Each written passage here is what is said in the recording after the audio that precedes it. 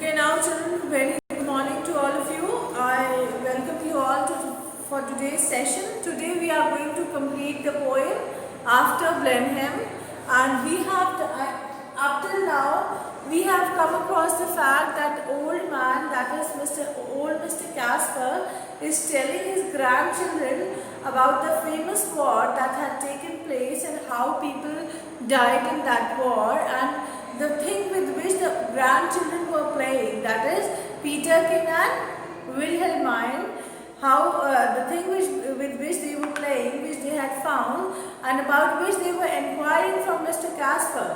What was it, it actually was, and how Mr. Casper had found similar things when he was working in the field.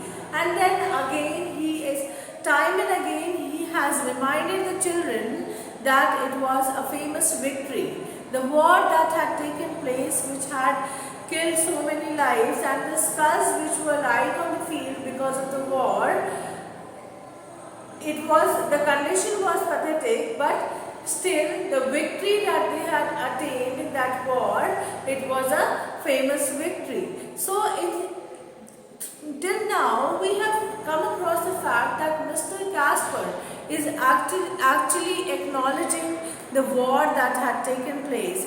This shows that old Mr. Casper was in favor of war, but when his grandchildren, that is Wilhelmine and Peterkin, they inquire from him that what was the result of war, what did they achieve by fighting war, though he is not able to give any clear-cut answer, but at the end, after his explanation, he says that it was a famous victory. Though he does not know the reason, though he does not know the output, what was the output after the war, still he says that the victory was very famous. The war that broke out and the result, that is the victorious side, proclaimed it as a famous victory.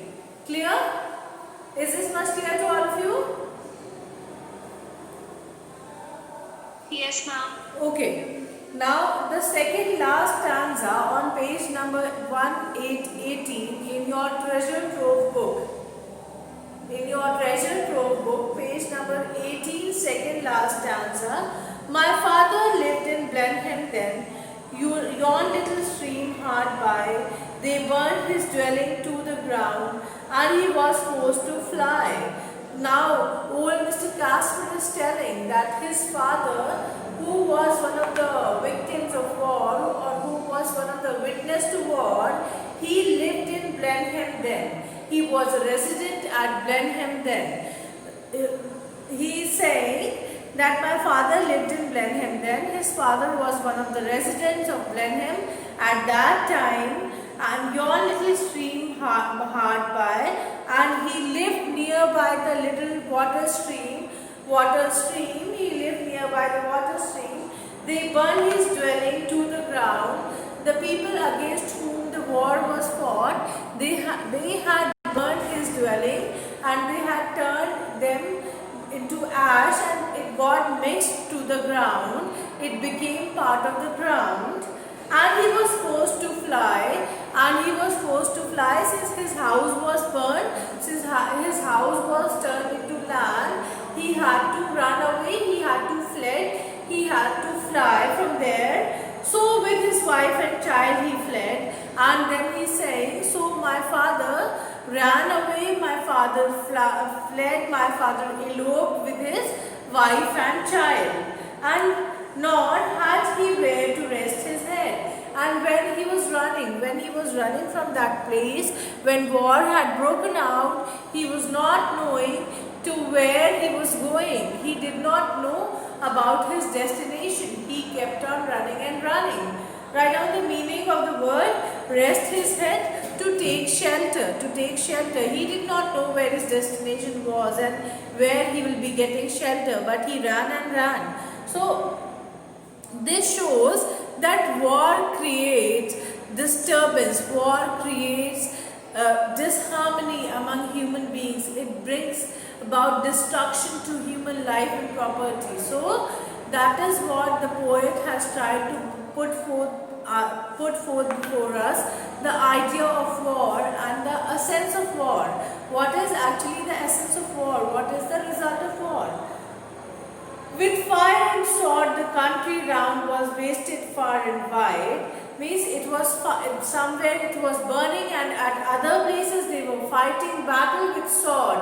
Sword is a tool used to fight war, and this was wasted far and wide. Was wasted far and wide. Write down the meaning. Was wasted. Write down the meaning of the word was wasted. Means destroyed to the ground. There was destruction, and the scale of destruction was very vast. The destruction at which the scale at which the destruction had taken place, it was very vast. The scale of destruction was very vast, and many a childing mother then.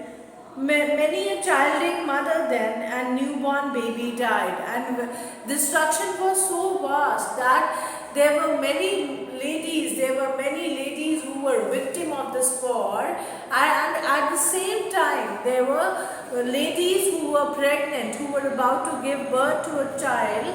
They died in that war, and many small children, they also died in the war. They were also the victim of war. But things like that, must be at every famous victory.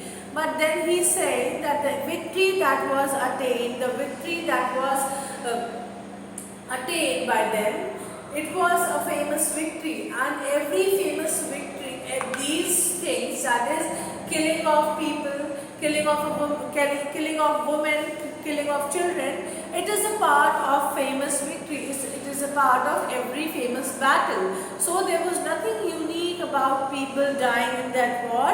In fact, in all the famous victories, whenever we read about any war, any victory, we come across the fact that there are people who die in war. There are people who become victim of war. So according to old Mr. Casper, there was nothing new about it that people had died, because it was such a great war. It was fought on such a large scale that there had to be such things which happened in war. They say it was a shocking sight. Sight means view. Shocking means devastating. Something which was something which is a sort of you can say which is a sort of shock, or which is a sort of disturbing sight, disturbing view. They say it was a shocking view, or it was a disturbing view. They say means people who narrate about that war. They over here means people. They over here means people. People who narrate about that war. People who narrate about that war. They say that it was a devastating view. It was indeed a shocking view. And after the field was won, after the battle was won, when they looked at the place at which the battle was fought, it was indeed a shocking view. It was not a very pleasant sight. It was a shocking sight, shocking view. For many thousand bodies here lay rotting in the sun, because there were so many people who had died in war, and they all were lying on the floor, and there was no one to take care of the dead bodies, and it seemed as if those dead bodies were lying rotten in the sun. But things like that, must be after a famous victory. Then again old Mr. Casper has himself proclaimed that since it was a famous victory, since the war was fought, and it was one of the most famous war that was fought, so after such a famous war, this sight is very common.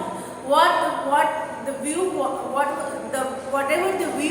of the field, whatever they found after the victory, when they viewed the field on which the battle was fought, whatever condition they saw, though it was a shocking condition, it was disturbing condition, because many people had died and there were so many bodies, but there was nothing new about it. Old Mr. Casper again proclaims that there was nothing new about it, because when such a battle is fought, such condition is there, such condition is but obvious to take place. Such condition is there, such condition often takes place.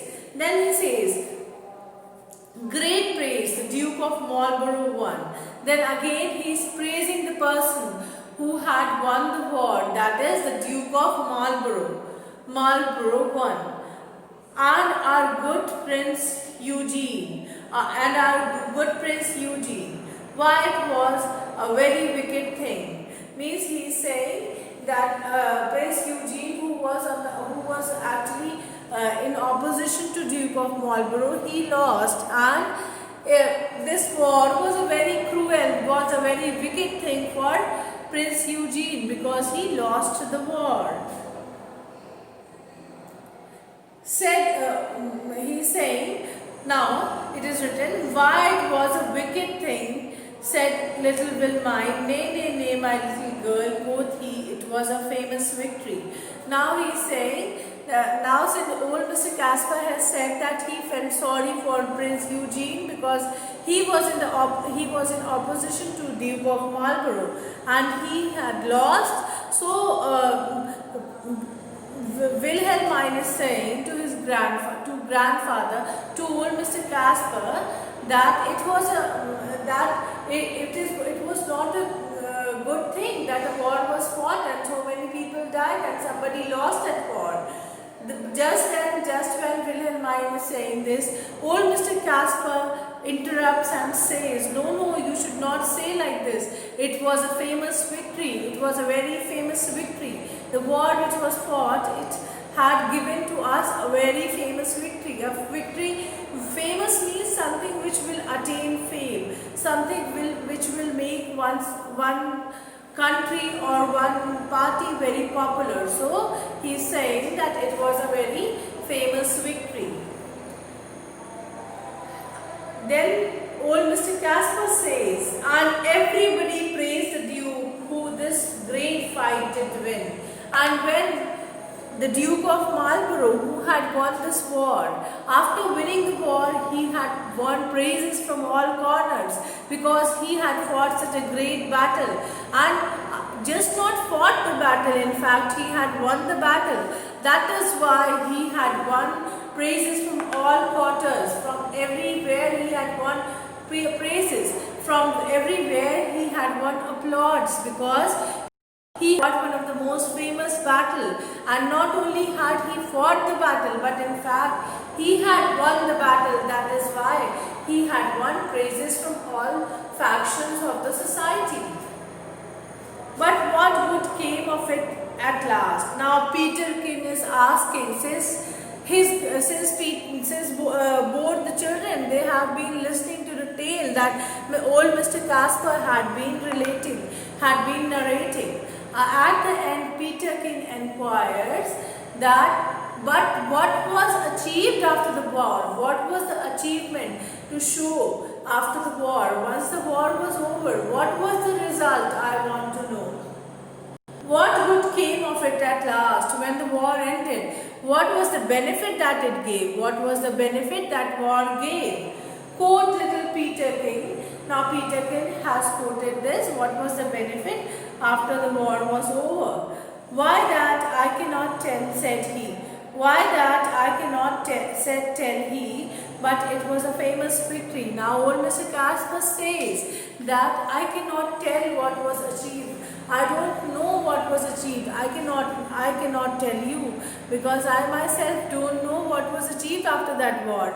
But one thing I should like to tell you, one very obvious thing that I want to tell you is that it was a famous victory. And here the poem ends. Is this much clear to all of you?